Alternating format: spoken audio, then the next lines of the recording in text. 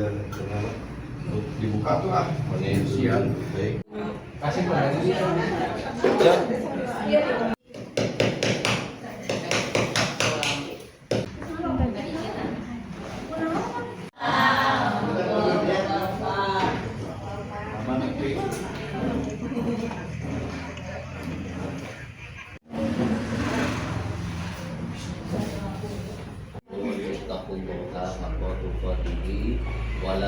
kesempatan ini bisa berkumpul bermuajahah sampai kepada kita semua selaku umatnya. Semoga kita semua ini, mohon maaf Pak Sekjen tidak bisa hadir Dewan itu melaksanakan tugas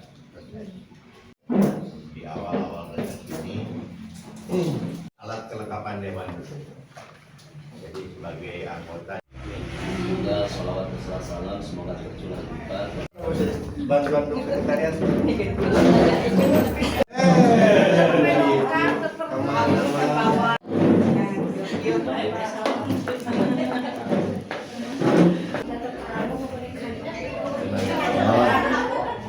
Nangani ODGJ. Oh iya.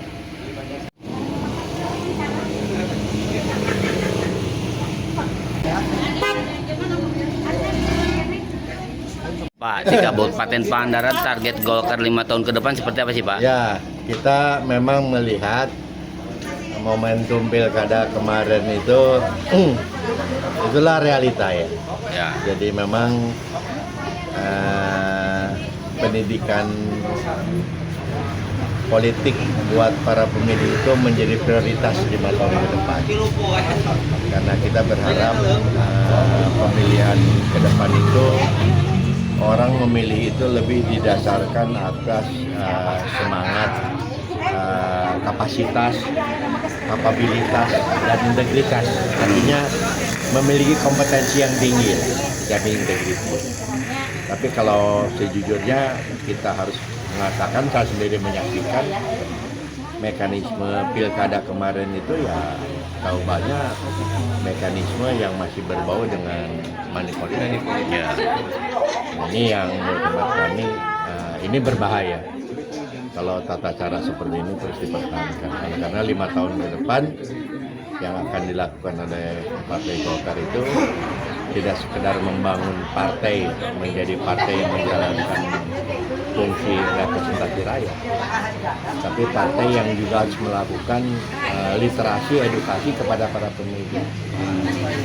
Salah satu contohnya ya bagaimana memilih itu betul-betul atas sebuah keyakinan optimisme bahwa 5 tahun ke depan nasib sebuah daerah itu akan lebih baik ketika orang itu memilih tidak hanya karena faktor sesaat, karena ada kucuran uang, janji pembangunan, sarana prasarana akan dibantu, bukan itu, tapi lebih pada keyakinan bahwa dia seorang leader, dia seorang pemimpin yang betul-betul akan bekerja untuk rakyat. Nah, saya hari ini dalam rangka tugas reses untuk mengkondisikan kembali kepada struktur partai bahwa secara objektif kalau menggunakan kategori narasi akademik gitu ya, narasi akademik itu kan survei yang bisa dipertanggungjawabkan.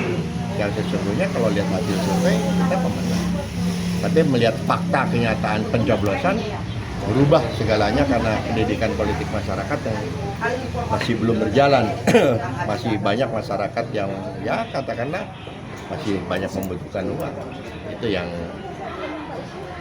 saya datang untuk memberikan keyakinan kembali bahwa kita tetap pemenang. Kita tetap pemenang di hati rakyat. Artinya hal-hal yang sudah kita lakukan, kita kerjakan kemarin, ya kita menerimakan ini sebagai sebuah keputusan akhir yang kita tidak bisa menolak, ya kita terima. Tapi ke depan kita akan terus tetap bergerak dengan cara yang sama dengan menambah tambahan literasi edukasi kepada pemilih-pemilih pemimpin yang betul-betul cerdas, pemilih yang betul-betul berkualitas, pemilih yang betul-betul punya pengalaman dan sebagainya. Nah, inilah kehadiran saya kemarin dalam rangka untuk membangun spirit, semangat, dukungan, motivasi untuk tidak lalu berhenti, untuk terus bangkit 5 tahun ke depan Karena hidup adalah perjalanan waktu. Sesuatu akan berubah kalau kita mau melakukan perubahan.